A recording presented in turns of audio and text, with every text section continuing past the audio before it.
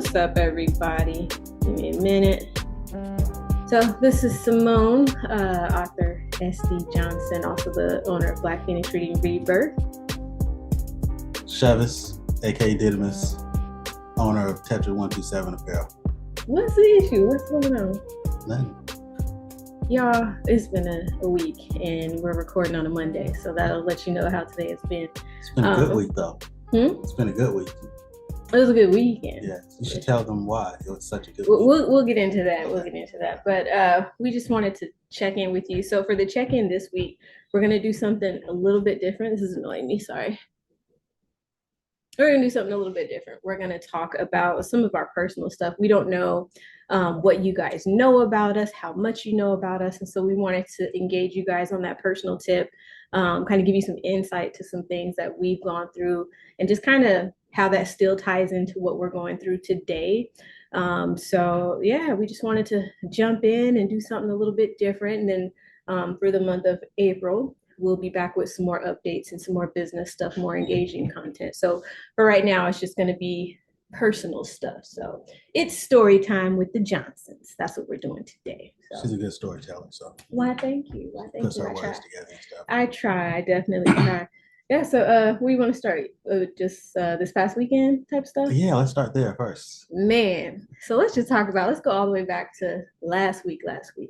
So yeah, stuff has been crazy. Making a career transition, God opened up a door. I ran to it, so very excited for that. And then it was also our oldest daughter's birthday, turning big 19, so that was exciting.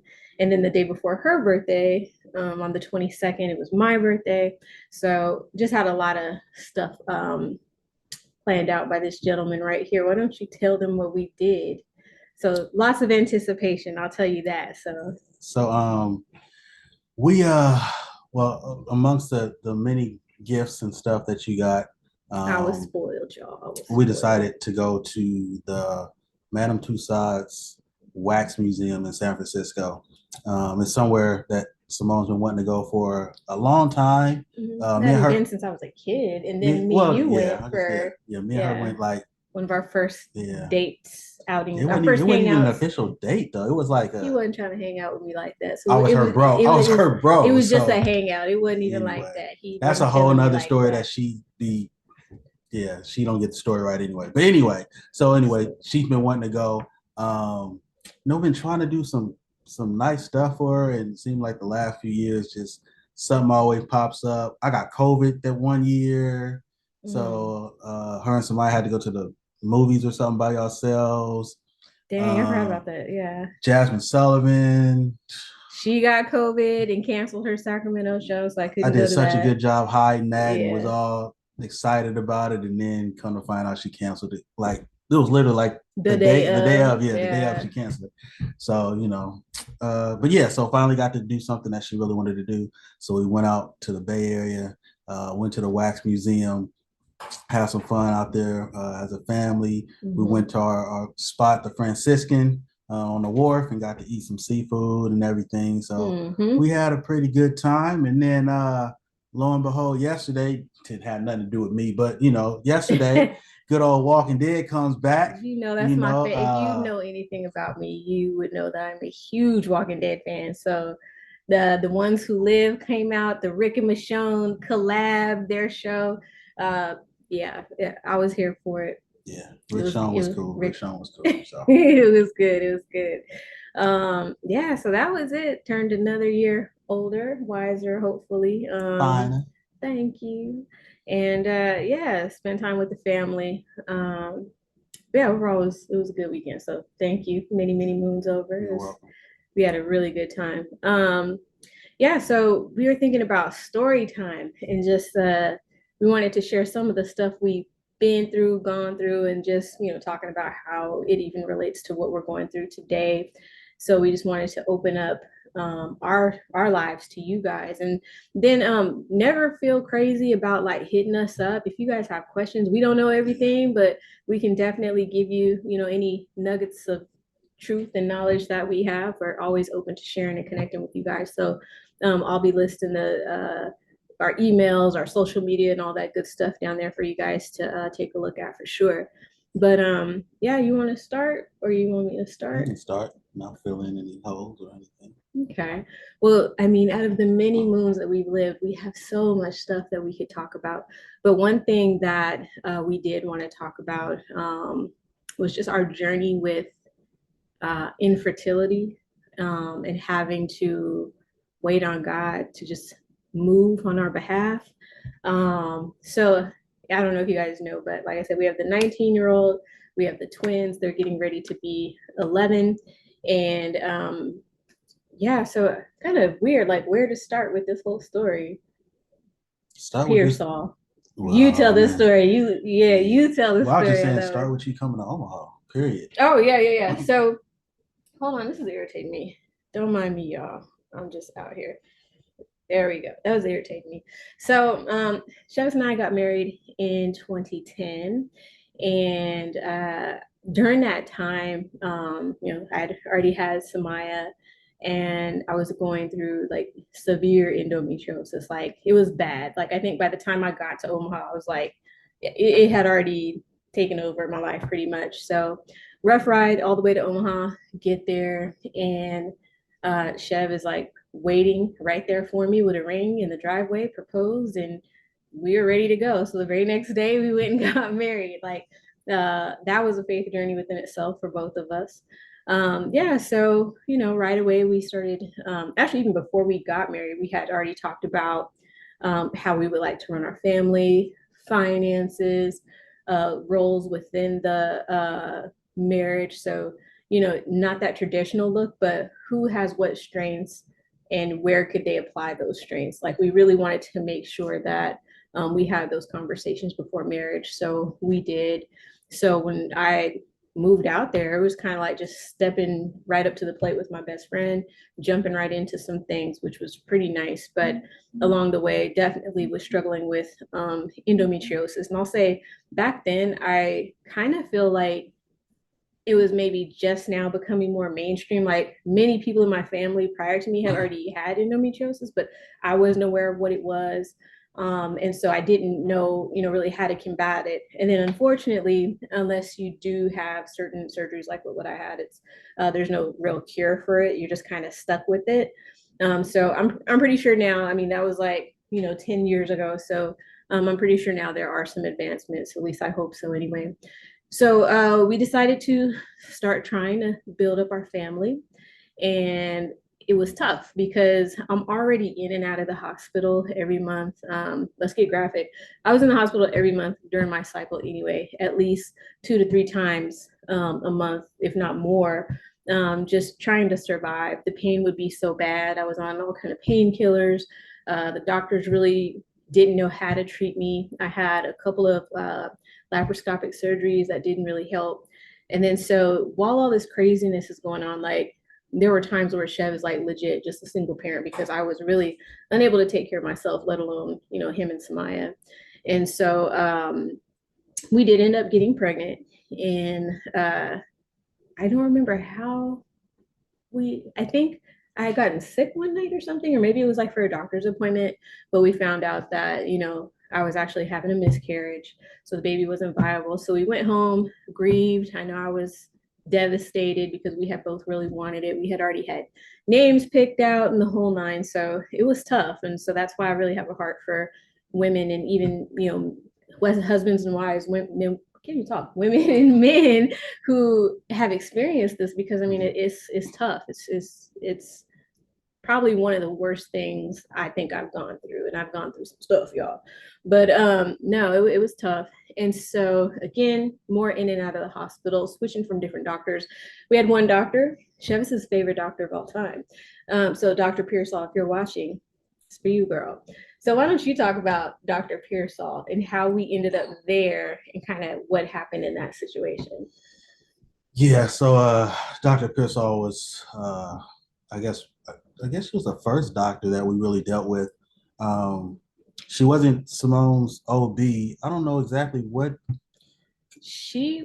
I think she was, because she wasn't my primary care. I think she was my first OB that we had in Omaha. So, and then if you didn't know, I'm from Sacramento, and then I moved out to Omaha. So, and now we're back in Sacramento.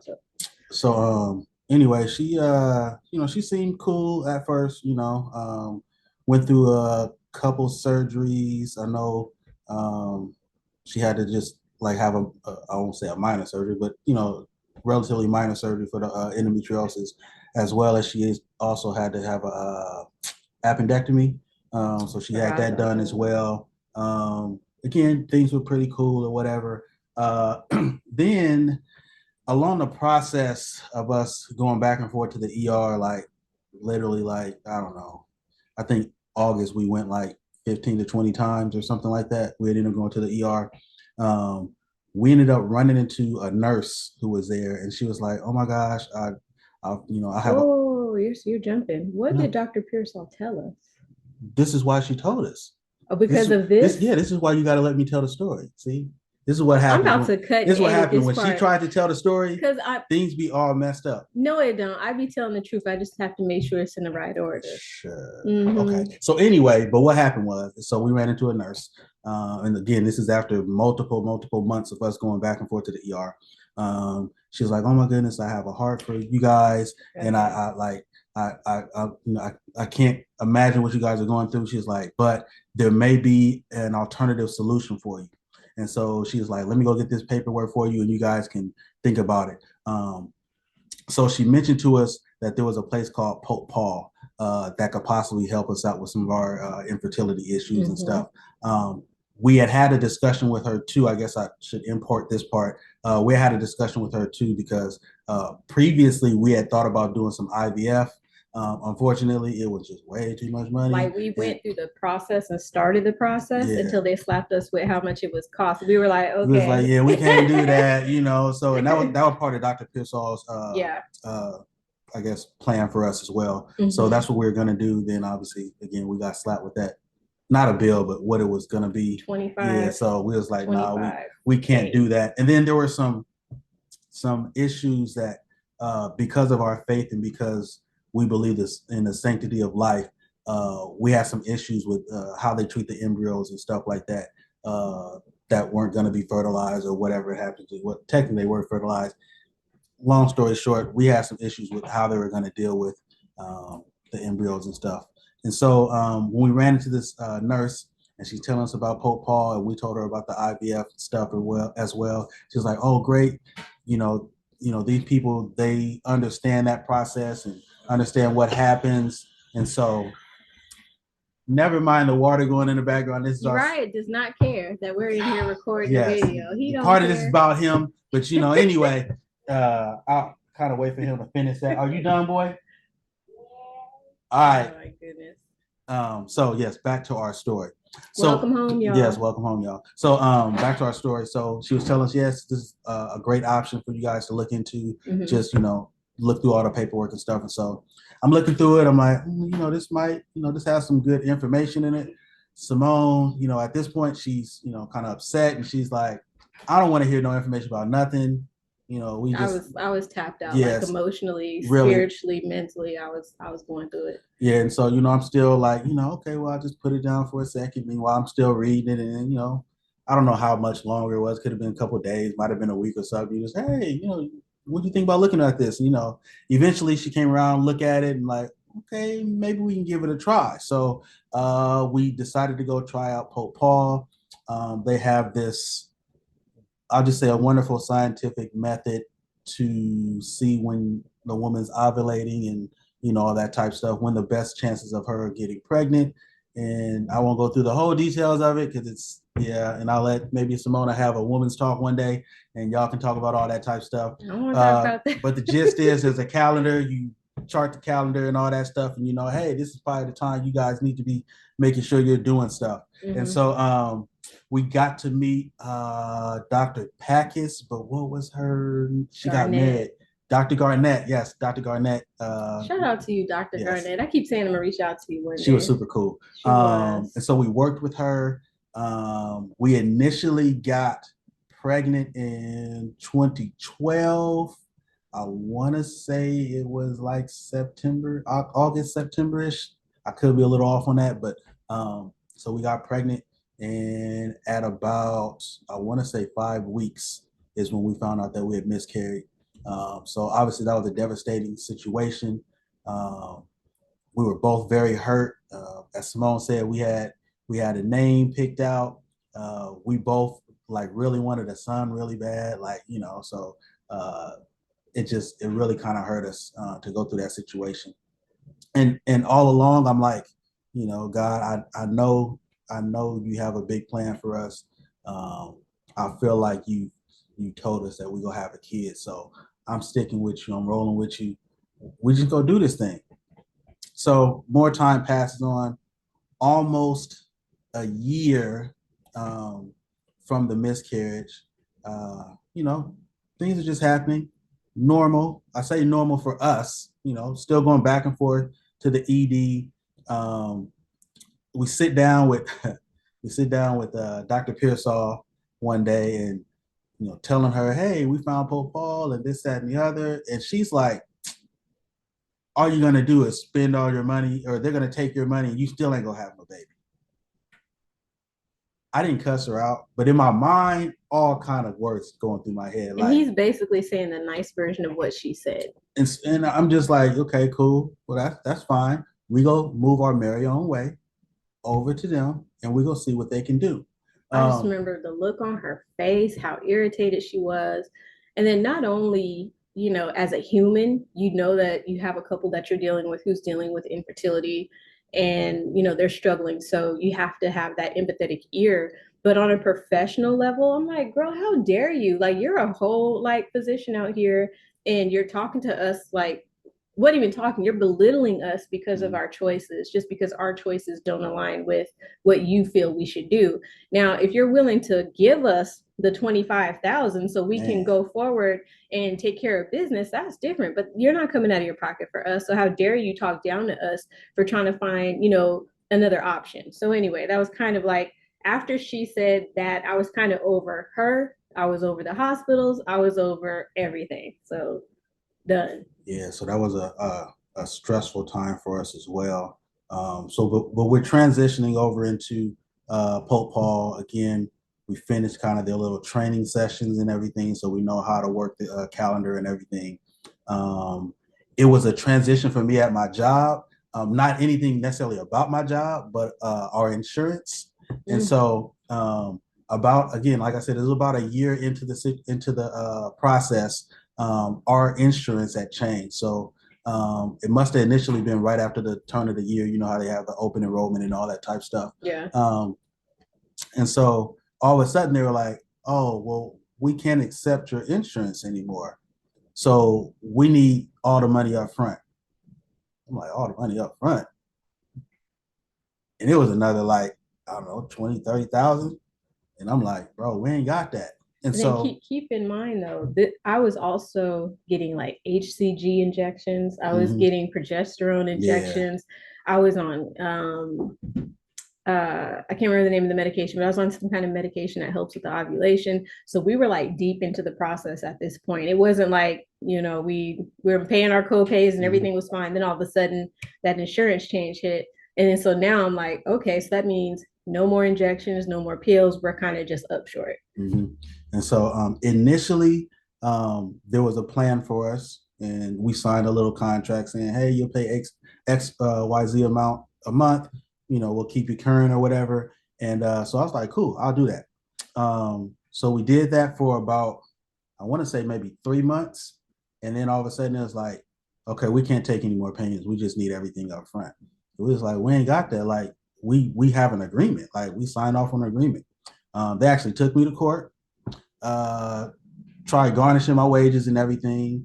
Unfortunately, the judge is just like, I mean, they can back out on that anytime they want to. I still don't understand how that is. If you have a signed agreement, I guess because maybe it's not a legal contract. I guess it's just an agreement. I don't know. But anyway, they didn't have to abide by it, and they could ask for the full amount whenever they wanted to. And that's what they did. So we ended up leaving them.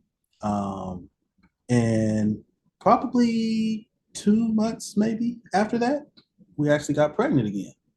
And so we go again. Simone getting sick again. I don't want to keep saying business as usual. It was, but it was different though, because like I'm trying to, it doesn't matter what the name of it was, but this particular medicine, I had some left over, right? And so, yes, I had no more HCG like injection. It's like somewhere. I don't know. Okay, never mind. I'm going to name a spice out of one of the cabinets. I don't know. I don't remember the name of the thing. But it was oregano. Okay, oregano. For real. And so I just remember I was upset at the fact that I didn't have the injections anymore. Not that I wanted to take them because they were terrible. Clomid. Something like that. Yeah, Coumadin. I don't know. Anyway, and so I just remember I was like, well, let me just at least finish taking the last of these pills that I have. So that better, that's a better chance of ovulation, blah, blah, blah, blah, blah. So taking all these pills, but yet I started getting sick again. Like it was still just like, just like Chev said, just business as usual, back to the being in pain, the throwing up, getting sick, having to go to the ER, whole nine. So yeah. And so again, we made a couple trips. Then in the middle of like all this craziness, I don't know, Samaya was third grade. I'm not sure what grade she was. Was she a mouse at that time, a Myers mouse? I don't remember. Okay. She was about 7. Okay, so she was about 7. So Simone goes to pick Samaya from school, and all the moms and stuff are running to Simone. Oh my goodness, congratulations. And Simone is looking like a deer in the headlights, like, congratulations, what happened? They're like, oh, Samaya told us that you're having a baby. What?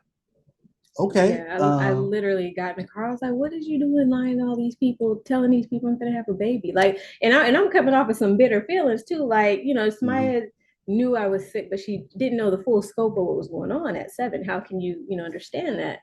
And so she sits down plain as day, like, I don't know who you talking to. She was like, God told me I'm gonna have a brother. And that was it. And so I'm just kind of like, all right, well, whatever. All I can do is drive home at that point. Like, how can I? Okay, well, if God is talking to me, I'm not going to say no. This is after we had a miscarriage about a year prior. We had a boy name picked out and everything. So at some point you can kind of be like, okay, it's just kids, kids being kids. We're supposed to have a baby brother, had a miscarriage. Okay, God told me I'm having a baby brother. Fine, cool. So once again, Simone gets sick. We go back to the hospital, and the lady's like, okay, is it a possibility you could be pregnant? We hear this question all the time. It ain't like just out of the blue she asked it. It's the same questions that we get routinely. No, we don't think we're pregnant, but they got to go ahead and do the test. So they do the test. She comes back. Hey, guess what, Simone? You're pregnant. Like, huh? Okay, you're pregnant. Okay, so we go back to the doctor. We do the actual ultrasounds and stuff. Yes, you are definitely pregnant. And you know what? We're gonna have to go ahead and come back in probably like a week or something, like a couple weeks or whatever. Come back in a couple weeks. And we'll do, actually, no, let me change that. So the initial was like a urine test or something. And then they were like, come back in a couple weeks, you'll do the ultrasound. So cool. So we're excited, crying and everything. All right, man, God's about to come through again. And so we go in for the actual ultrasound, and the screen pops on, and she's like, oh, okay, it looks like you had a miscarriage. She's like, yeah, she's like, looks like the baby, it's like, there's no, it's too small. Something's it's like right. 2 dots, but like the second dot looks like a blob, and she's like, yeah, this is like the baby is bleeding out. Yeah, so she's like, yeah, so unfortunately, you had another miscarriage, and this is just the residue from the miscarriage or whatever. And so, so they actually had us check in with the doctor, and they had scheduled us for one more appointment before they decided to do a D&C. So basically, when you're having a miscarriage, they got to go in and take care of everything. And then so at this point, again, devastated, upset, not trying to talk to anybody. I just kind of went into shutdown mode, just emotionally, just raw at this point after going through so much. And so then we have our appointment to get our last checkup before the DNC. Yeah. During this whole time, though, I'm standing on business. Like, nope. God said we having a kid. Like, you promised us this. You told somebody this out of nowhere. I didn't ask you to tell somebody to say nothing. Like, so this, I'm not believing this. We having a kid. Like, something's got to give, God. You promised us this, and I'm just standing on this. And I just kept, I kept praying for Samone all the time. Just like, you remembered Samuel's mom. Chev used to always say to me, just as God remembered Hannah, God's gonna remember you. And I was kind of like, okay. But like, just okay, if that's what you say, fine. Like, if you're gonna have to believe for the both of us at this point, because it was, I just remember being it was a dark period, very dark period. And then even just thinking about with Abraham, and his midwife just being like, don't worry about it, you're gonna have this boy too. Like how you even know it's a son, for one? Like, the baby ain't out kicking or nothing, like, and you telling this woman you gonna have a boy too. Unfortunately she passed away in the situation, but I just kept thinking, like, when God makes promises, he don't renege on them. And so, I was stuck on. I was like, I don't know how this is gonna come. You told Abraham to take Isaac up and offer a sacrifice. We didn't know the outcome of that either. So it just is what it is. So we prepared. We went in for our second ultrasound, and I tell you, like, in a millisecond, as soon as the screen popped up, I'm in here praising. I'm crying. So we walked in, right, and sit down, do the little thing. Lady puts the thing on my stomach. She was like, and she sits up. She was like, I'll be right back. She left, went to get the doctor. Then the doctor comes back and tells us basically, like, we are so sorry. The baby's not bleeding out. It's actually twins. What we saw in the back was a second baby. That's when he starts falling out, praising, and just, we're in there rejoicing and crying. The nurse looks like she's getting ready to cry. And I just remember she just kept like hugging me and touching me and like, oh my God, I'm so sorry. She leaves and she goes to tell some other nurses who are just in the hallways, I guess. And so it was a huge thing. And then so after that, like, that's when we started working with Dr. Steinauer. I remember him. And he was the one who kind of took me through the pregnancy. And again, at this point, like, we were also sad because we also had to sever ties with Dr. Garnett, Dr. Packus, rather. She was a huge part of our journey. And then not only was she like there on that physical level to kind of get us through and teach us on what to do with their process, but she, I think, was probably the most empathetic doctor I've ever had. Yeah. Like, she would call and check on me just to check on me. It wasn't like, hey, I'm at work and I have to make this call to this patient. It's like she was always reaching out. And so it was kind of sad that we were going to leave her because we had already gone through the court stuff. And now here we were again, and she wouldn't be a part of the process. So we started dealing with Dr. Steinauer. So at this point, we're like, rejoicing and everything, but I was still not to complete health. I was still getting sick. I was unable to eat because every time I ate something, I just couldn't keep anything down. So I got to go on bed rest for dang near 7 months. About 7 months, yeah. It was the worst. So I had a nurse, a home health nurse, come to the house, put a catheter in my stomach, and I was on a constant flow of Zofran to keep me from getting sick and possibly eating food throughout the day.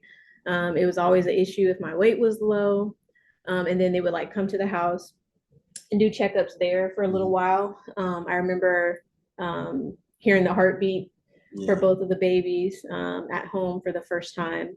And just like stuff like that, like, it was all a blur because, again, like I said, I was still very, very sick.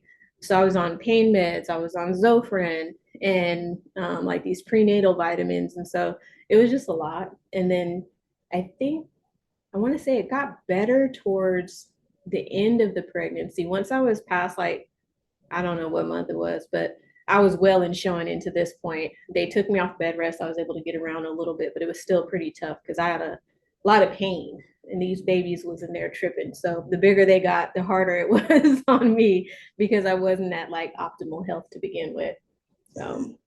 So we end up getting to the point to where it's time to go for our normal checkups and everything. I had started having Braxton Hicks though. So this was around April. So like the end of April, the Braxton Hicks started coming super, I won't say frequent, but enough to where like, should I be having pain like this? And it was, we would call into the advice nurse and it's just Braxton Hicks, got to go lay down, blah, blah, blah, blah, blah. So not that they weren't taking it serious, but it was like enough for us to like call in, that this was going on. Yeah. The twins weren't supposed to come till 4th of July. 4th of July. So, it was like, okay, we're going to have some Independence Day babies. But we went in for a regular routine checkup. And during the ultrasound, they noticed that Uriah was not taking his practice breaths in the womb. And so they're like, oh, changing plans. These babies got to come out right now. So May 29th, yeah. I remember being at the appointment and having contractions while we're sitting there. And the nurse is kind of like looking, at me and she's like, are you in pain? I'm like, yeah, girl, I'm in pain. So she looks at Chevist and then she excuses herself and we kind of sat there for a minute. Then she comes back in with the doctor. Then they hook me up to this little machine. And then, they were watching Uriah, on screen for like, I think I had to lay there for like a good, 45 minutes before they were like convinced of the fact of like, he has to come out today. So at that point, Samaya was with us as well because we thought like it was just going to be a regular, checkup. So Chev calls his mom. Mom comes down. We had to wait for her to get there because we were in a different part of Omaha to go to this particular hospital. And so the nurse took Samaya. They went in the cafeteria. Samaya said she ate a sandwich or something. I don't remember. So Chev's on the phone calling back to California, telling everybody what's going on. And we go in there and like literally, I'll say in less than an hour from the point of being told they have to come out, the twins were in the world. Yeah. And stupid video. So Chev had everything on video, and for whatever reason, we don't know where that video went. But iPhones, I think that's what it is. Something. iPhones. So yeah, it was. We had the video of them being born. I had to have an emergency C-section, and then after that, it was extremely bittersweet for me, because like normally, well, not normally, but my first pregnancy with Samaya, no problems. It was perfect. Labor wasn't as bad as I thought people said it was going to be. Pushed her out. They laid her on my chest, and you get the opportunity to bond with your baby. But in this situation, not only am I being, sedated from basically the chest down, and, I wasn't able to have that skin to skin contact. The babies got whisked away immediately. So that way they can be treated and taken care of. I think Zaya was 3 pounds, 11 ounces. Uriah was 4 pounds, 1 ounce. And so, yeah, like I just remember Zaya coming out first. She's screaming at the top of her lungs. That baby, ain't nothing wrong with her. Her lungs is perfect.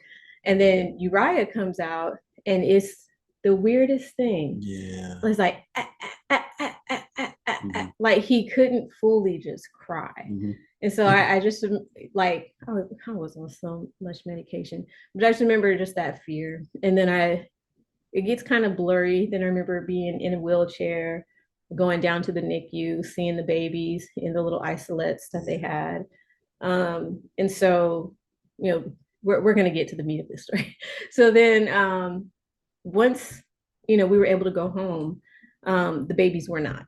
So they ended up staying in the NICU for a while. Zaya came home first, so she was with us, but Uriah had to stay.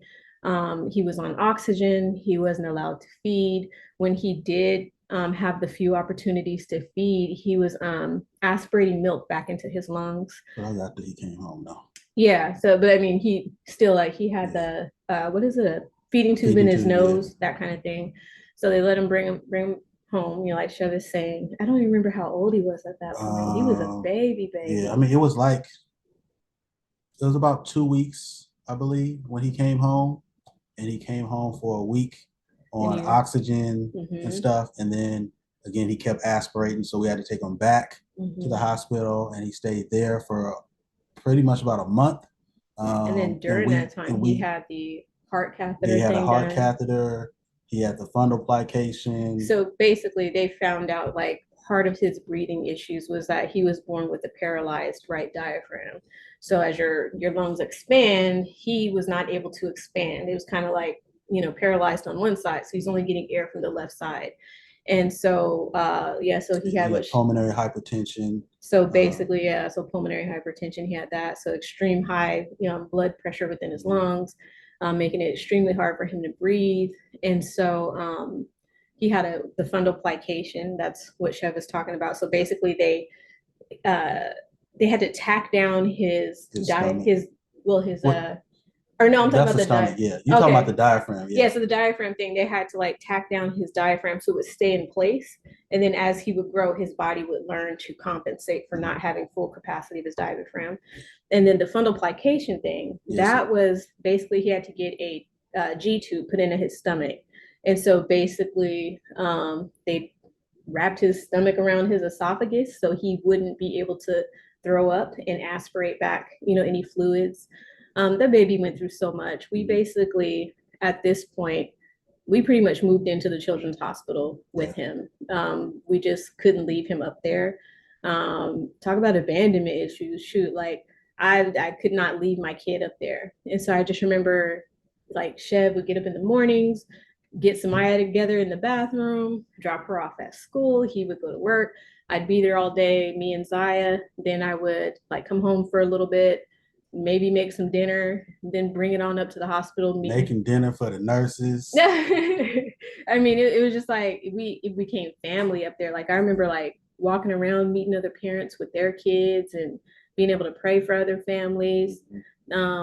One of the cutest but sad things, it was cute though, they would come get Uriah for his little checkups with the doctor, and they would come in with this red wagon, and he would get to lay inside the red wagon with his little oxygen tube, and then the nurses would come and take him down, and so it was a lot. It was a lot. So, and then also during this time, we want to have faith in doctors and we want to believe their words, but I mean, it was getting to the point to where we couldn't take no for an answer because there was this really foggy time where they didn't know what was going on with him. They're running all these tests. They're telling us this, they're telling us that, but nobody had a definitive answer on what was wrong with him. And so, I mean, when you're in those seasons, like all you can do is pray because like if the doctors don't know what's going on, how are we supposed to have faith that he's supposed to get better? And so let's, go ahead and pray to the ultimate physician. Like if they don't know what it is, I know somebody who does. And so little by little, it's like the pieces of this puzzle to get him to optimal health began to fall in place. So he was finally released from the hospital and he came home. But when he came home with an instruction manual. Mm-hmm. It was like we had to make safflower oil. Safflower oil. Oh my gosh. We had to make this special formula. If you've ever dealt with safflower oil, God bless you. It's the worst stuff ever. That's the oiliest, like. I mean, it was tough. Thick. And then it did. Then we had to use. It just didn't mix well with the formula. It was terrible. So and that was like to keep his calories up. He came home on oxygen. He had the little thing, what's it called, where you got to put it on there to check his air. The monitor, the oxygen. Yeah, the little air thing. He had to keep that on his foot. He never kept it on his toe. He's always keeping it off. Came off. Yeah. And then so it was just a struggle. And so then he went back to the hospital a few times after that. And then so that's when they did the G tube base, because he came home with a tube in his nose, and it was like we had to tape it to his face, so his little face was breaking out. So they finally did the G tube in his stomach. So then he's hooked up to a pump all day and all night for all of his feeds. And so and then even like with his immunity, we weren't allowed to take him out a lot because he was more susceptible to getting sick. So he was on these shots, those synergist shots or something like that. And that was supposed to like boost his immunity. And so, it was tough because I remember kind of going through it with family during the holidays because like they would want to come over to the house, but yet here we are with this kid who even his dad has to come home and sterilize. Before COVID was a thing, he would have to come home and sterilize and go through making sure he was okay to even be around the baby. So it was a lot that we had to deal with. And so little by little, he started getting better. We tried baby food on him a couple times. He was like, no, this ain't it. So that's when he was picky and choosy. Like, I think it was more he was shocked that he was even doing it. When I look back on those videos and stuff like that, like it was a lot. So also during this time, back home in Sacramento, we found out my grandmother was very, very sick. She was battling cancer at the time. And for me, it was just like, dang, now all this, now my person has cancer. And I am like 1,500,000 million miles away, and there's nothing I can do. And so, we're still going back and forth to the hospital. He was having therapy appointments like every week, and it was just a lot. And then so we got this call that, grandma only had so much time, but yet we still weren't able to make a plan of action really at this point because we weren't really allowed to go anywhere with Uriah. And so we're kind of stuck at this point. Like, in order for us to be able to leave with him feeling secure, he had to be off of oxygen. And, the feeds were going to be one thing, but like he at least had to be off of oxygen before the doctors would say it was, okay for us to take him out. So all this stuff is going on. So then the twins turned a year, and I swear, like, God knows what he's doing. I think it was a couple weeks before their first birthday, Uriah got off oxygen, and then Chev was able to make that transition with his job. We were able to tie things up in Omaha, and then get here to Sacramento. Saw my grandmother before she passed. The doctors had given her a couple days to a week. She ended up living for a few more months before she actually passed. And so me and Smaya talk about it every year, like just how bittersweet it was. Like, yes, we were able to come home and spend time with her before she passed, but like she passed like 6 days after my birthday and 5 days after Samaya's birthday in 2015. And so we're always very mindful of her during this time of year. But yeah, so now we're in California with this boy. And I don't know if it's like, I don't want to say mother's intuition, but like it would irritate me when the doctors would say he should be doing this because his twin is doing this. And so I'm like, well, his twin didn't have all these other issues, so how can he have this? And so we just started, Chev and I, noticing some certain things that he would do, certain things that he wouldn't do. And so one of the doctors described it to us as like medical delay, just because he had, so much medical stuff up front, he didn't get some of those key things that he needed as an infant. And then, so I'm like, okay. So we ended up going to a psychologist, and we're doing an assessment for any kind of mental illness. And so come to find out, he was actually diagnosed with autism a little bit after their first birthday. And so there began the onslaught of therapy, warm line community, Alta Regional, Easter seals, and therapists, and this whole other world we had to get dumped into at that time. And then keep in mind, he's still not eating, he's still not walking. It was a lot because we're watching his twin thrive, but you could tell he wanted to do those things. He just either couldn't or he just had no interest in doing them. I think another thing too, though, is that it was crazy because although he continued to have, I guess he wasn't having new issues, but as we continue to get, more services and stuff done, he was also growing out of some things, like Samone said, he grew out of the oxygen. They say he was going to need that for 3 to 5 years. Yep.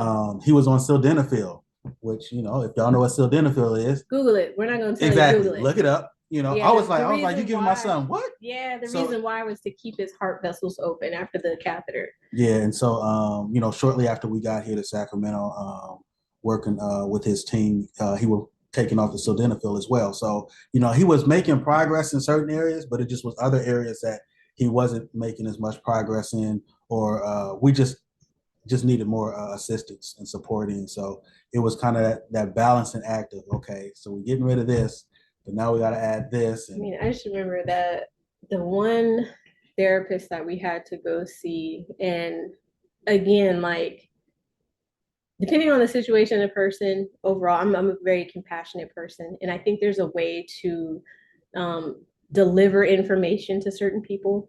This particular doctor was like, okay, well, he has the diagnosis, he has this, be prepared. Like, you may never hear him say, I love you. Mm-hmm. You may never hear him say, mom, dad. And so I'm just like, how dare you? One, you ain't God. And two, like, what kind of hope do you give parents, in that state of mind of already having the sense of urgency for their child? And now, hold on, y'all. I'm gonna press pause. Our chicken is getting done right when this story is juicy. Hold on. Okay, sorry. We be at home doing stuff. So it's almost dinner time. So yeah, so it was just a lot, just that whole transition of he's jumping over certain hurdles, then there's another hurdle there that we hadn't dealt with yet. So it was a lot. Yeah. No, I'm just go ahead. I'm good. Cool. I'm not crying. Go ahead. No, so it was just it was a difficult time. As we talked about, we had, new providers and stuff coming into the home and working with like ABA type therapists and stuff like that, mm-hmm. and doing speech therapy and what else were we doing? Feeding therapy, occupational therapy. Like it was so much stuff just going on, and it was constantly having to do something or somebody to be in our home. And it was a transition of all transitions. Just trying to get him back on his feet. He always was super.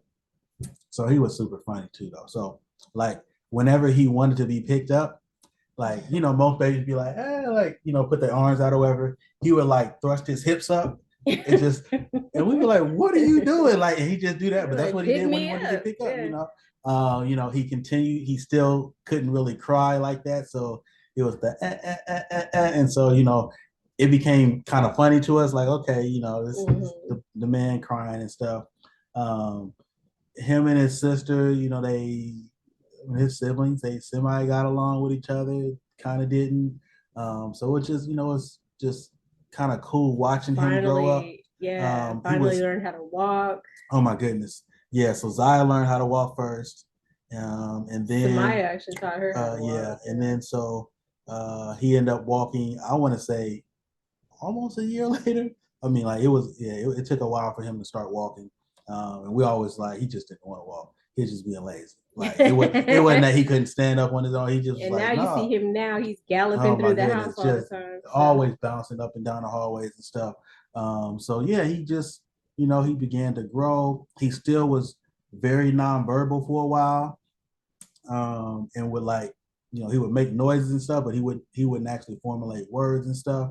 And then one of the biggest issues or concerns that we saw is that he would always kind of his eyes would drift off.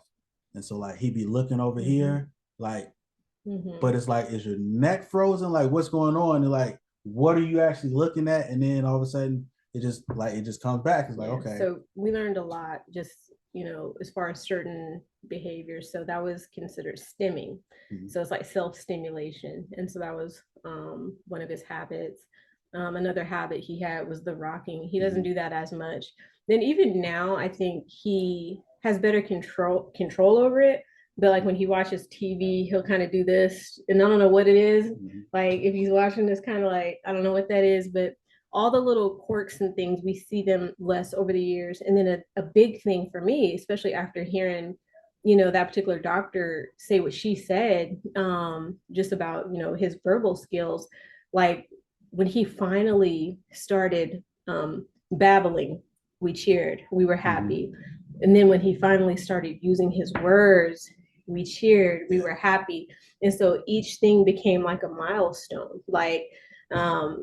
And then when he started preschool, he's always been in the PALS program, which is the autism program out here.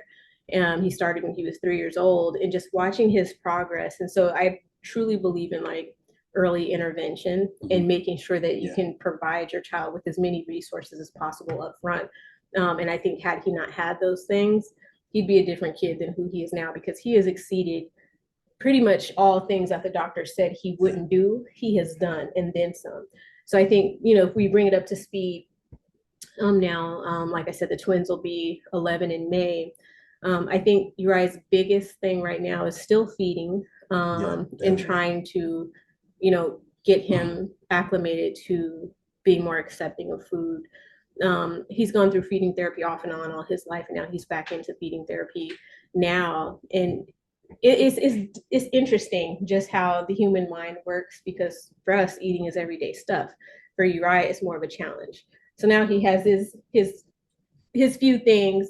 So we got vanilla ice cream, donuts, preferably Dunkin', if not Walmart. Yeah. Otherwise, he don't want to fool with him. Elk Grove mac and cheese. Elk Grove Unified School District mac and cheese. I tried several different brands at home. He is not fooling with it. It has to be the Elk Grove Unified. And then off and on with things like pancakes and mashed potatoes. He'll drink ginger ale. He likes ginger ale every now and again. But for the most part, all he drinks is water. Like, water. If it has a flavor to it, he don't want it, which is good. Yeah. Then don't come around him with no Hawaiian rolls. Oh, yeah. Mustard bread. Mustard bread. Oh, my goodness. Yeah. Hawaiian rolls with a little bit of egg in it. Yes. I mean, he's come a long way. And then, one thing that he had, was one Black doctor, feeding therapist out in Citrus Heights. Oh, man. I loved her. I loved her. I cannot remember her name, but shout out to you, girl. And she was like, I promise you, he's not going to, be a grown man with a button, but this takes time. Mm-hmm. Like, you're undoing and doing a lot of different wiring within his brain. So it's more mental than it is physical. And so he has to, mentally accept food so he can, because he still even now has his G button and gets, formula through his tube. But like, I mean, even that, like, he used to not be able to do it by himself. Now he can. Yeah. He just, whenever he's hungry, he'll go do it. And I'm like, if you that, you can eat, you know what I'm saying? But it's different. And so it's taught us, I think, as parents, patience. Mm-hmm. Lots of patience. Lots of patience. What else? Faith, period. Just knowing that, God's going to see us through this season, whatever that season looks like. I mean, and even now, like, we don't have it in our brain that, like, oh, one day God is just going to just wipe everything clean, and like his cognitive ability is going to be perfect, and he may or he may not. There have been times when kids have their cognitive ability that kind of just like one day they just got it, like, and they kind of snapped out of it. But that's not the majority of the cases. Uriah is very high functioning, which we're very grateful for. We don't know what his adult life is going to look like. We just know that we're going to be there to support him in whatever way he needs us to be there for him. So I keep telling people, like, my retirement plan, I'm like, I'm just not finna die. That's what I'm finna do. I gotta make sure my boy is taken care of. So I just plan on not dying because I gotta make sure he's cool. But I mean, just like Chev said, there have been cases, especially, like, I love the story of Holly Robinson Peete with their son Rodney Jr. And just how he was diagnosed at a very young age. He was a twin of a girl. Like, there's a lot of parallels there.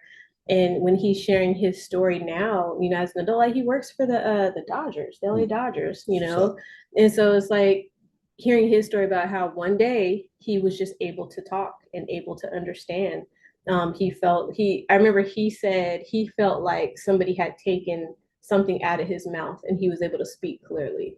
And so there's still going to be some things that he deals with. And so I'm just, having, just like Chev said, that faith that, if Uriah has already superseded so much, like, sky's the limit for him. Because I think right now, for his cognitive awareness, he's where he should be academically. But when it comes to, like, the social cues, those are things that he needs work on. But even with that, like, I love going to his IEPs and listening to the therapists and the teachers talk about his personality, talking about how good he's doing, and, the areas where he needs help in. And those areas seem so minor as opposed to what we were told about his lifespan in the past. And so I would much rather deal with what we have now than be told he would never get off of oxygen, he would never eat, he would never talk. And now he's the loudest person in the house most days. So, again, that faith, I talk about it all the time. Like, we spent and are spending a good chunk of our lives in the meantime. And we don't realize, like, when you're in the meantime, like the analogy of how it was told to me, like, when you go to the dentist and you're sitting in the waiting room, you're upset because you have this tooth pain, but you know that the tooth pain is going to get fixed when you get back there and see the dentist, and you're wondering why he's not coming immediately to take care of you, and you're watching all these other people go back there before you. But then when you go back there, you realize that the dentist was reading your profile. He was reading your case on the best way to treat you for what you had. And I feel like it's a perfect analogy of how God deals with us. Like, we may see this as the mean season. Things are not working on our behalf. He's not moving fast enough for Uriah, but we don't know what God has planned for Uriah in the future. And so everything we're doing now, we just have to make sure that we're responsible for it and doing it to the best of our ability and setting him up for success. So that way God can take the reins when it's time. I think that pretty much sums up everything. Obviously, there's a lot of things that we probably left out just about the process and everything, but Can I have a hug? Speaking of which, he wants a hug. Come here, you can have a hug. We in here talking about you. How about that? We in here talking about the boy. Mwah. And then he come in here wanting to hug because Our little prince. Yeah. I wouldn't be surprised. Look, I knew it. I wouldn't be surprised. Come on, just come on. Girl Good twin, Lord. here she comes. Hurry up, because there ain't a lot of room over here, and just Wait to get on camera. so. Yeah, and then even with this one right here, like, as much as her and Uriah bicker and go through it, like, the girls really love their brother. They are very protective of their brother. Yes, Nope. they see her. Get Nobody that wants to away see from my your- laptop. You spill that word on my You laptop, don't we care gonna about have a fight. Leonardo and Donatello? You just gonna break my stuff. Why do these children? This is what happens when you you have kids. Okay, go. This is what happens when you have kids. So think about it ahead of time. So, like, I've always toyed with the idea of having, a book series that surrounds, autism and our experience, but told from a kid's perspective. And so Zaya ends up beating me to the chase. She actually ended up writing this paper at school, and the subject matter that she chose was to talk about her brother who has autism. And so, her teacher raved about the paper. She was able to bring it home. And so we're able to, get it into book form and do, book adaptation for her. So I'm very proud of her. I love her ideas. I love what she wrote. Can't wait to get that out there. So Yeah. What else? I think that's about it. So, what else we need to tell? I don't know. Well, that's story time with us. So just, our journey, where we are now, like on that personal, familial level. And, we'll definitely keep you guys updated. And I think it's kind of fitting because with the writing aspect, yes, I can write those books. And, with Chev's clothing line, coming out with his clothing line specifically to bring awareness as we go into April for Autism Awareness Month. So we just want to support. We know that there are parents out there. We don't know everything, but we've gone through it. We know what we know. And so if you, do have a child, or if you are a person, with autism, you have our support and our love, reach out to us. We have some local resources that we can tap into. It's been a journey. So very excited, very proud of our kiddo, of his sisters as well. So, yeah. Cool. All right. Well, close this out then. Well, I think that that concludes this episode. But yeah, we thank y'all. We appreciate y'all for tuning into these. Like Samone said, send us an email, hit us up on any of our social media, and we are definitely open to having conversations and lending any support, emotional or otherwise. Yeah. So, if you guys have any subject matter that you guys want us to talk about on here, definitely, shout it out to us, hit us up, let us know. We are open books for you guys. And so we just wanted to bring you guys into our personal world. I keep talking to him about some marriage stuff, because we've been married this will be the start of our 14th year. I have to make sure I say that correctly. It'll be the start of our 14th year together. We haven't been married for like eons, but we out here. And it's been a journey. And regardless of what's on the other end of that journey, we out here. So, but yeah, maybe we should do that after we do some business check-in and start going through some marriage stuff. Maybe. That'll be the next one. All right. Well, all right. We love y'all. We'll be back at you next time. Peace. Peace.